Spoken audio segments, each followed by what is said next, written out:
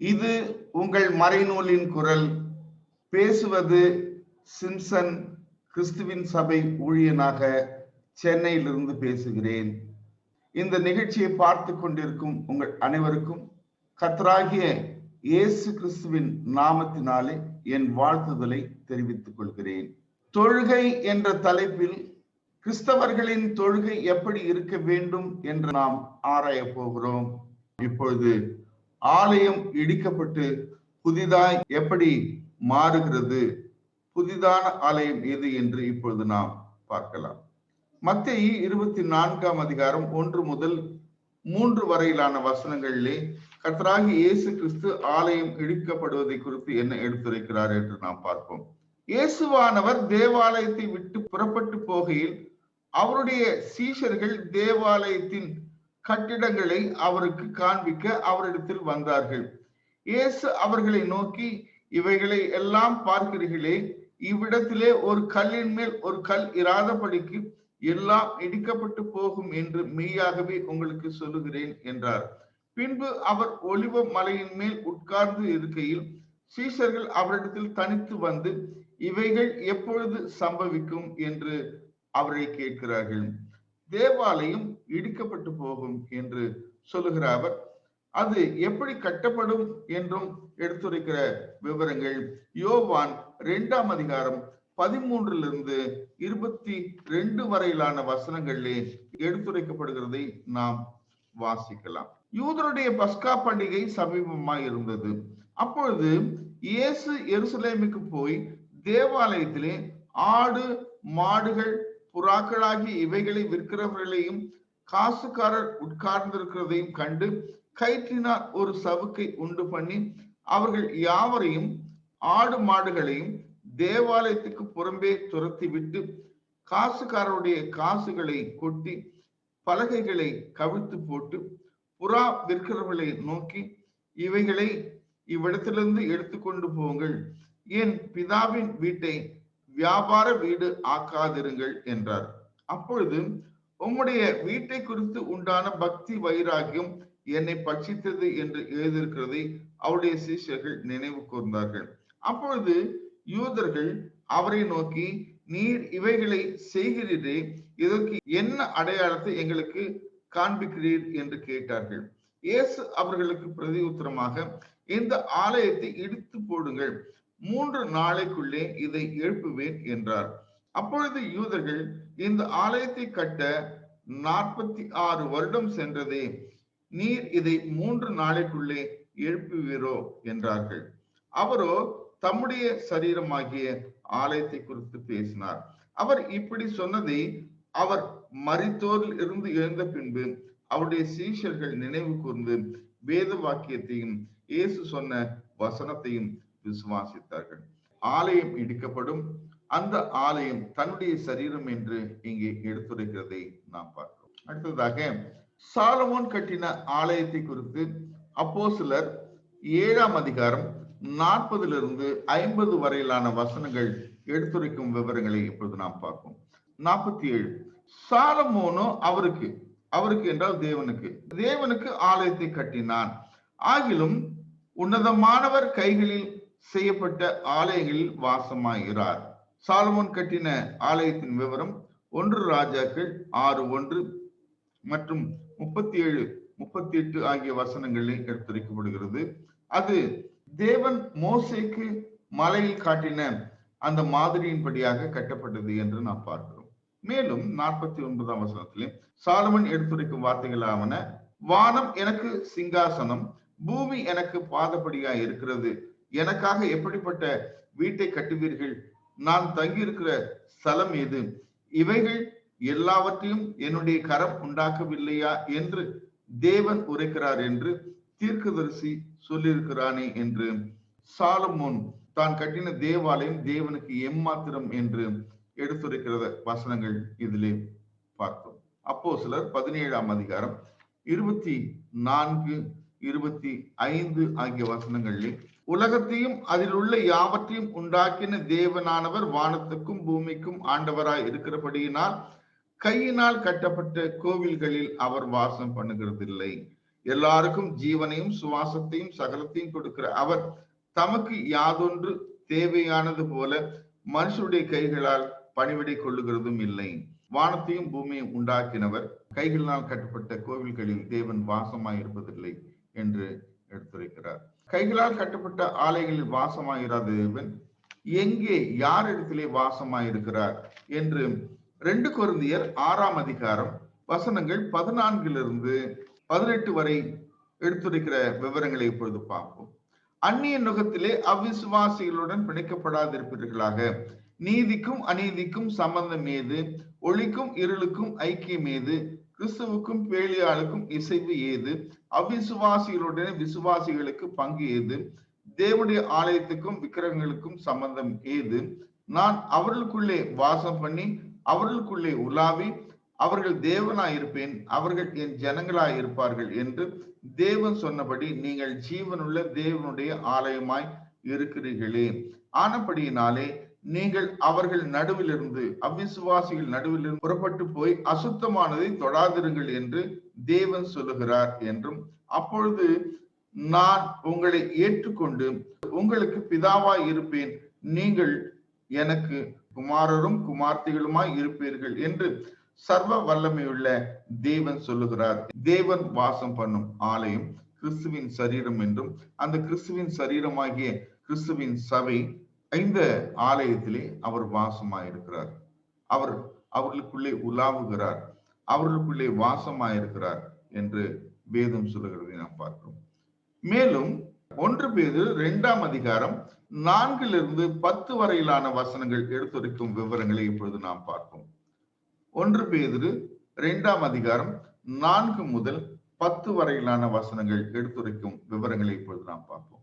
மனுஷரால் தள்ளப்பட்டதாயினும் தேவனால் தெரிந்து கொள்ளப்பட்டதும் விலையேற பெற்றதுமா இருக்கிற ஜீவனுள்ள கல்லாகிய அவரிடத்தில் என்றால் கிறிஸ்துவிடத்தில் சேர்ந்தவர்களாகிய நீங்களும் ஜீவனுள்ள கற்களை போல ஆவிக்கேற்ற மாளிகையாகவும் இயேசு கிறிஸ்துவின் மூலமாய் தேவனுக்கு பிரியமான ஆவிக்கேற்ற பலிகளை செலுத்தும்படிக்கு பரிசுத்த ஆசாரிய கூட்டமாகவும் கட்டப்பட்டு வருகிறீர்கள். அந்தபடியே இதோ தெரிந்து கொள்ளப்பட்டதும் விலையேற பெற்றதுமாயிருக்கிற மூலைக்கல்லை சீயோனில் வைக்கிறேன், அதன் மேல் விசுவாசமாய் இருக்கிறவன் வெட்கப்படுவதில்லை என்று வேதத்தில் சொல்லி இருக்கிறது. ஆகையால் விசுவாசிக்கிற உங்களுக்கு அது விலையேற பெற்றது. கீழ்ப்படியாமல் இருக்கிறவர்களுக்கோ வீட்டை கட்டுகிறவர்களால் தள்ளப்பட்ட பிரதான மூலைக்கல்லாகிய அந்த கல் இடறுவதற்கு ஏதுவான கல்லும் விழுவதற்கு ஏதுவான கண்மலையும் ஆயிற்று. அவர்கள் திருவசனத்துக்கு கீழ்ப்படியாதவர்களாய் இருந்து இடறுகிறார்கள், அதற்கென்றே நியமிக்கப்பட்டவர்களாய் இருக்கிறார்கள். நீங்களோ உங்களை அந்தகாரத்தில் நின்று தம்முடைய ஆச்சரியமான ஒளியினிடத்திற்கு வரவழைத்தவருடைய புண்ணியங்களை அறிவிக்கும்படிக்கு தெரிந்து கொள்ளப்பட்ட சந்ததியாயும் ராஜரீகமான ஆசாரிய கூட்டமாயும் பரிசுத்த ஜாதியாயும் அவருக்கு சொந்தமான ஜனமாயும் இருக்கிறீர்கள். முன்னே நீங்கள் தேவனுடைய ஜனங்களாய் இருக்கவில்லை, இப்பொழுதோ அவருடைய ஜனங்களாய் இருக்கிறீர்கள். முன்னே நீங்கள் இரக்கம் பெறாதவர்களாய் இருந்தீர்கள், இப்பொழுதோ இரக்கம் பெற்றவர்களாய் இருக்கிறீர்கள் என்று 1 பேதுரு 2ஆம் அதிகாரம் 4 முதல் 10 வரையிலான வசனங்களிலே ஆசாரியத்துவம் மாற்றப்பட்டது என்று நாம் பார்த்தோம். 4வதாக ஆலயமும் அதன் பனிமுட்டுகளும் மாற்றப்பட்டது. ஆலயமும் மாற்றப்பட்டது, பனிமுட்டுகளும் மாற்றப்பட்டது என்று எபிரேயர் 9ஆம் அதிகாரம் 1 10 வரையிலான வசனங்கள் சொல்லும் விவரங்களை இப்போது நாம் பார்ப்போம். முதலாம் உடன்படிக்கையானது ஆராதனைக்கு ஏற்ற முறைமைகளும் பூமிக்குரிய பரிசுத்த ஸ்தலமும் உடையதாய் இருந்தது என்றும் 1ஆம் வசனம் எடுத்திருக்கிறது. எப்படி எனில் ஒரு கூடாரம் உண்டாக்கப்பட்டிருந்தது, ஒரு ஆலயம் உண்டாக்கப்பட்டிருந்தது என்று சொல்லப்படுகிறது. ஆலயம் கட்டுவதற்கு முன்பாக கூடாரம் உண்டாக்கப்பட்டிருந்தது.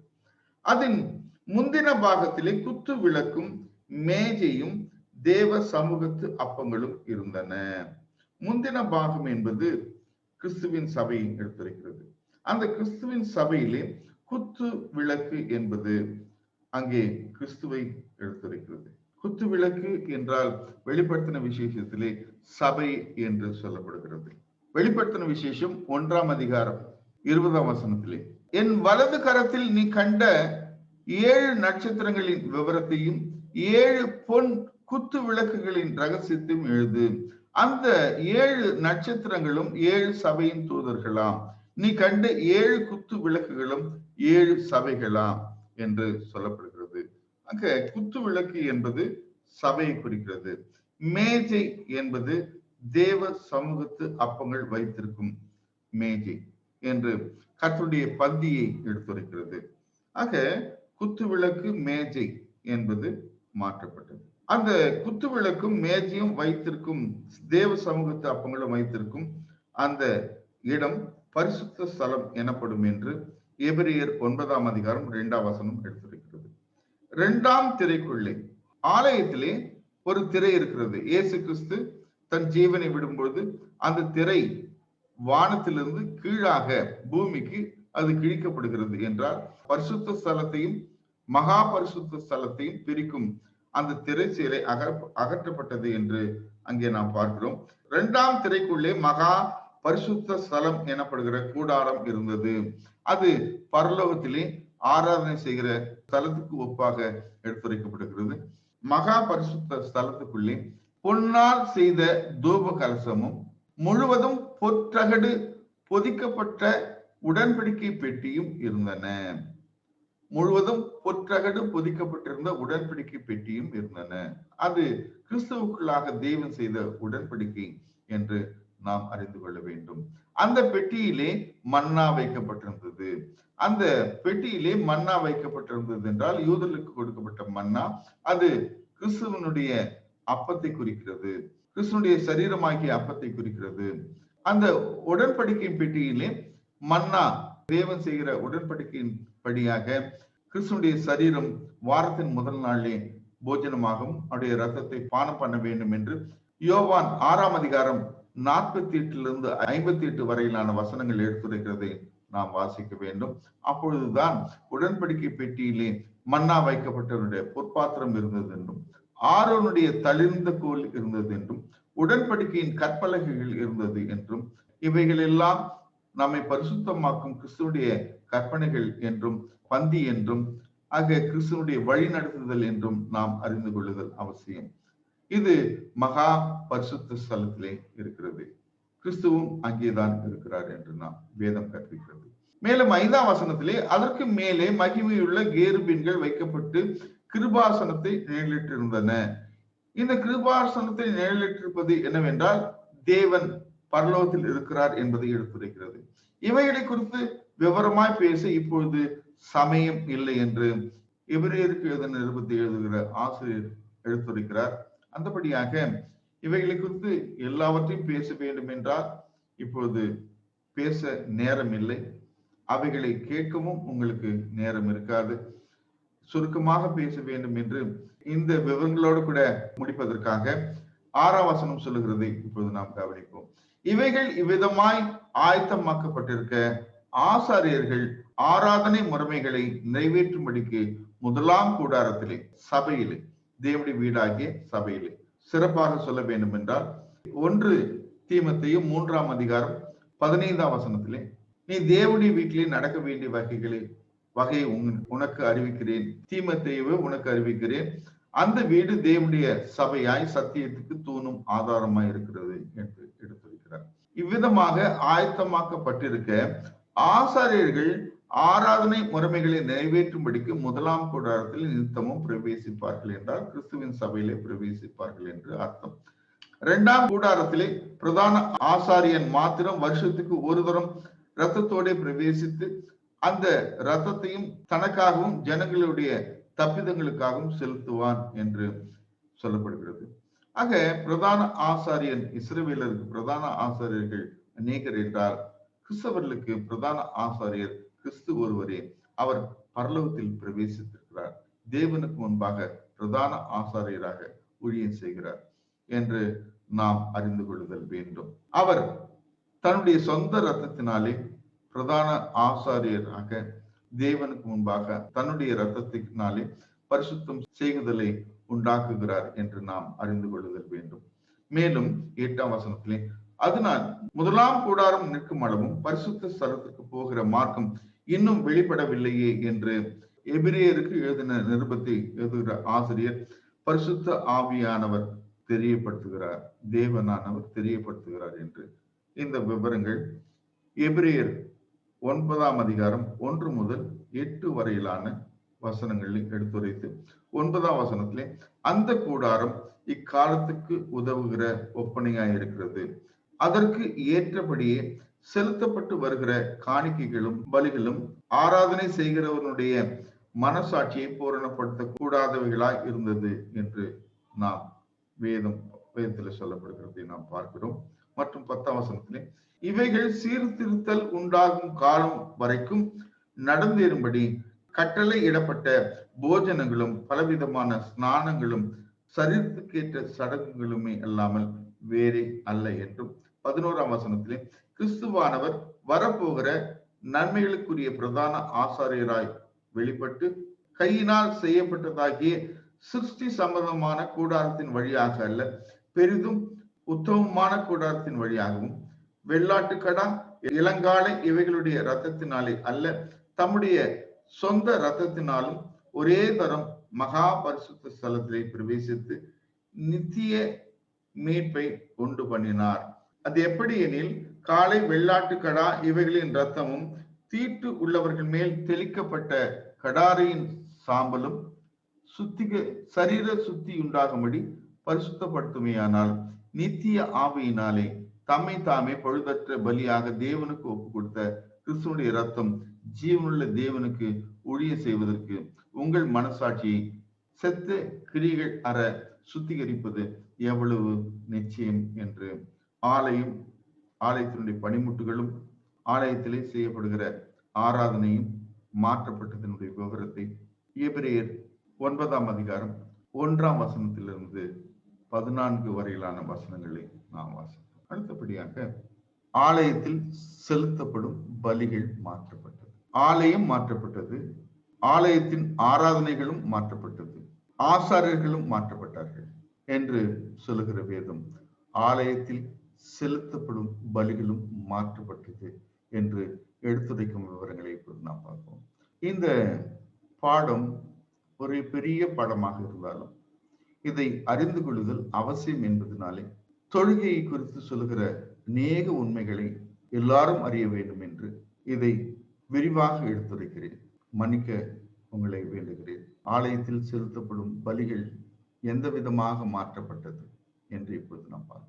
1 பேதுரு 2ஆம் அதிகாரம் 4, 5 ஆகிய வசனங்களிலே தேவன் தெரிந்து கொண்டதும் விலையேறப்பட்டதுமான ஜீவ கல்லாகிய கிறிஸ்து இயேசு மேல் ஜீவ கற்களை போல கட்டப்பட்டவர்களாகிய கிறிஸ்தவர்கள் செலுத்தப்பட வேண்டிய தேவனுக்கு பிரியமான ஆவிக்குரிய பலிகள், தேவனுக்கு பிரியமில்லாத மாம்சத்துக்குரிய பலிகள், தேவனுக்கு பிரியமில்லாதவைகள் மாம்சத்துக்குரிய பலிகள், இஸ்ரவேலர் நியாயப்பிரமாணத்தின்படி செலுத்தப்பட்ட பலிகள்.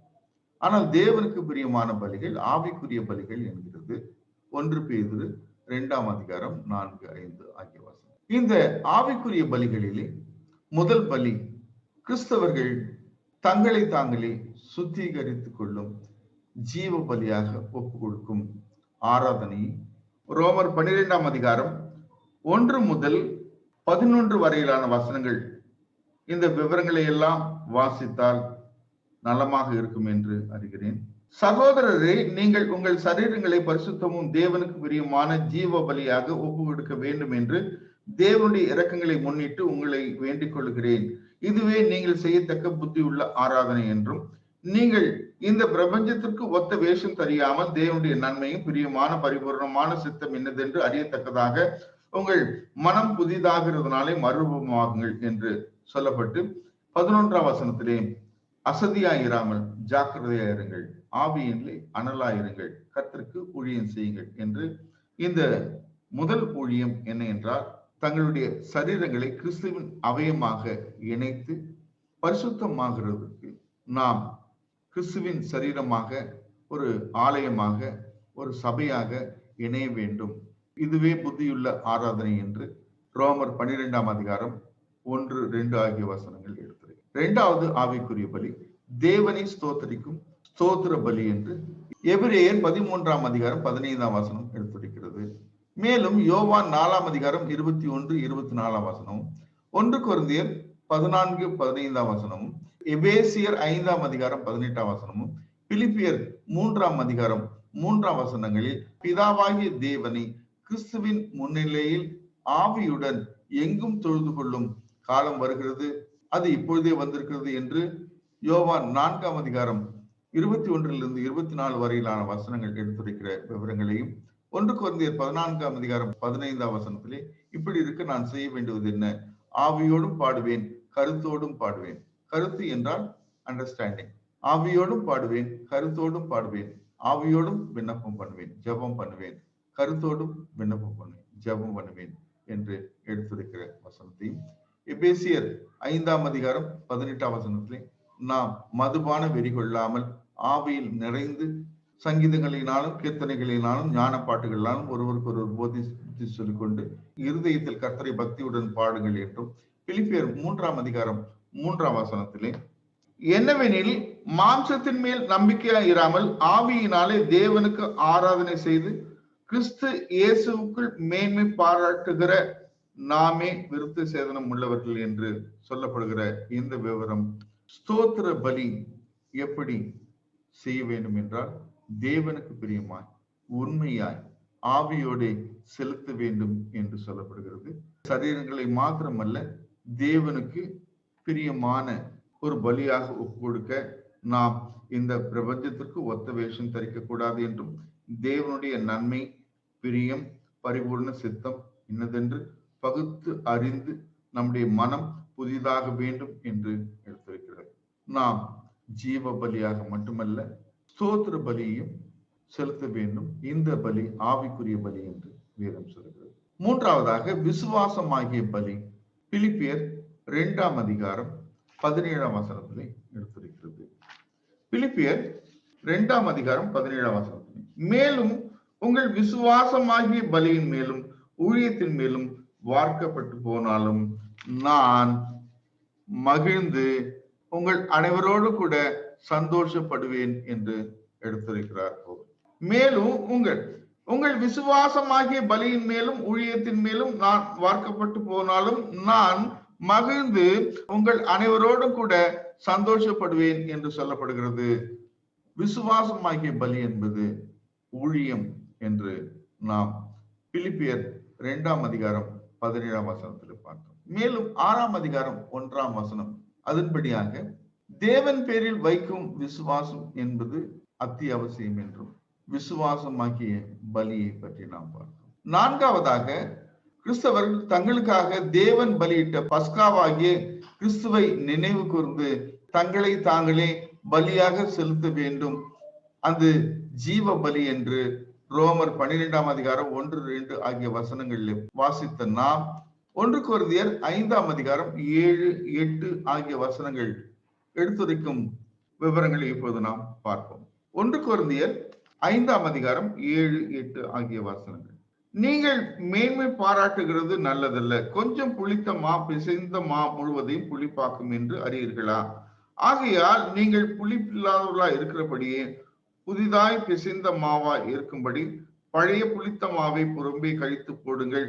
ஏனெனில் நம்முடைய பஸ்காவாகிய கிறிஸ்து நமக்காக பலியிடப்பட்டிருக்கிறாரே என்று வேதம் சொல்கிற போது, அவர் பலியாக மாண்ட பொழுது நாமும் வாரத்தின் முதல் நாளில் உலகத்தின் வழிபாடுகளுக்கு மறித்து கிறிஸ்துவை நினைவு கூறும்படியாகவும் அவருடைய மரணத்தை தெரிவிக்கும்படியாக நாம் கிறிஸ்துவோடு கூட கிறிஸ்துவின் பந்தியிலே நாம் பங்கு பெற வேண்டும் என்று வேதம் சொல்கிறது. அது எப்படி என்றால், நீங்களும் என்னுடைய ஆவியும் நம்முடைய கர்த்தராகிய இயேசு கிறிஸ்துவின் அதிகாரத்தோடு கூடி வந்திருக்கையில் தகப்பனுடைய மனைவியை வைத்துக் கொண்டிருக்கிறவன் அப்படிப்பட்டவனுடைய ஆவி கர்த்தராகிய இயேசு கிறிஸ்துவின் நாளிலே, கர்த்தராகிய இயேசு கிறிஸ்து வரும் அந்த நாளிலே, 2ஆம் முறை வரும் அந்த நாளிலே ரட்சிக்கப்படும்படி மாம்சத்தின் அழிவுக்காக நம்முடைய கர்த்தராகிய இயேசு கிறிஸ்துவின் நாமத்தினாலே அவனை சாத்தானுக்கு ஒப்பு கொடுக்க வேண்டும் என்று, அவனை உலகத்திற்கு ஒப்பு கொடுக்க வேண்டும் என்று தீர்ப்பு செய்கிறேன் என்று அப்போஸ்தலனாகிய பவுல் 1 கொரிந்தியர் 5:4-5 ஆகிய வசனங்களை எடுத்திருக்கிறார்.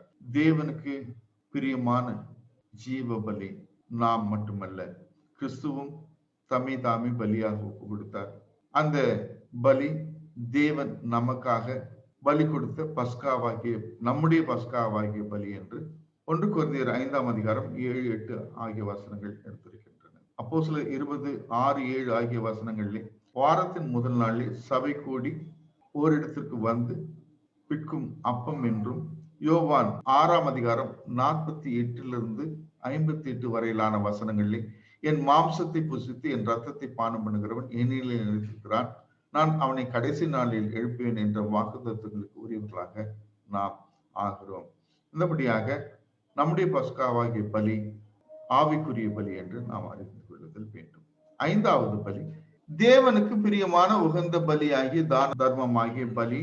பிலிப்பியர் 4ஆம் அதிகாரம் 15 18 வரையிலான வசனங்கள் எடுத்துரைக்கும் விவரங்களை இப்போது நாம் பார்ப்போம். பிலிப்பியரே, சுவிசேஷத்தின் ஆரம்பத்திலே நான் மக்கதோனியாவில் இருந்து புறப்பட்ட பொழுது கொடுக்கல் வாங்கல் காரியத்திலே நீங்கள் மாத்திரம் எனக்கு உடன்பட்டதே அல்லாமல் வேறொரு சபையும் உடன்படவில்லை என்று நீங்கள் அறிந்திருக்கிறீர்கள். நான் தெசலோனிக்கையில் இருந்த பொழுதும் என் குறைச்சலை நீக்கும்படி நீங்கள் 2 தரம் அனுப்பினீர்கள். உபகாரத்தை நான் நாடாமல் உங்கள் கணக்கு பலன் பெருகும்படியே நாடுகிறேன். எல்லாம் எனக்கு கிடைத்தது, பரிபூர்ணம் உண்டாயிருக்கிறது. உங்களால் அனுப்பப்பட்டவைகளை சுகந்த வாசனையும் தேவனுக்கு பிரியமான உகந்த பலியுமாக எப்பாப்ராதீத்துவின் கையிலே வரப்பற்றி கொண்டபடியால் நான் திருப்தி அடைந்திருக்கிறேன் என்றும், என் தேவன் தம்முடைய ஐஸ்வர்யத்தின்படியே உங்கள் குறைவை எல்லாம் கிறிஸ்து இயேசுக்குள்ளாக மகிமையிலே நிறைவாக்குவாராக என்று எழுதுகிறார். பரிசுத்தவான்களுக்கு செய்யப்படும் தான தர்மம் ஆகிய இந்த பரிசுத்தவான்களுக்கு செய்யப்படும் தான தர்மம் ஆகிய பலி 1 கொரிந்தியர் 16ஆம் அதிகாரத்திலும் கூட எழுதப்படுகிறதை நாம் வாசிக்கிறோம்.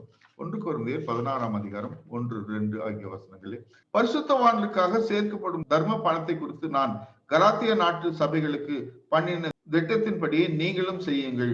நான் வந்திருக்கும் பொழுது பணம் சேர்க்குதல் இராதபடிக்கு உங்களில் அவனவன் வாரத்தின் முதல் நாள் தோறும் தன் வரவுக்கு தக்கதாக எதையாகிலும் தன்னிடத்திலே சேர்த்து வைக்க கடவன் என்று நாம் பார்க்கிறோம்.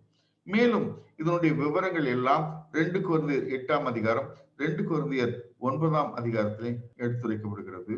வாரத்தின் முதல் நாள் தோறும் பரிசுத்தவான்களுக்காக சேர்க்கப்படும் தர்ம பணம் தான தர்மம் ஆகிய பலி என்று 5வது பலியாக ஆவிக்குரிய பலியாக எடுத்துரைக்கப்படுகிறது. தான தர்மம் ஆகிய வேறொரு பலி அந்நியரை உபசரிக்க மறவாதிருங்கள் என்று எபிரேயர் 13ஆம் அதிகாரம் 2ஆம் வசனத்தில் எடுத்துரைக்கப்படுகிறது. இப்படிப்பட்ட பலிகளின் மேல் தேவன் பிரியமாய் இருக்கிறார். 6 பலிகளை குறித்து இப்போது நாம் பார்த்தோம். இந்த 6 பலிகளும் தேவனுக்கு பிரியமான ஆவிக்குரிய பலிகள் என்று வேதம் சொல்லுகிற விவரங்களை நாம் பார்த்தோம். இந்த விவரங்களின் படியாக தேவனுக்கு பிரியமான பலிகளை செலுத்தி தேவனுடைய கிருபையை பற்றிக் கொள்ள கருவோம். தேவன் உங்கள் அனைவரோடு கூட இருப்பாராக. ஆமென்.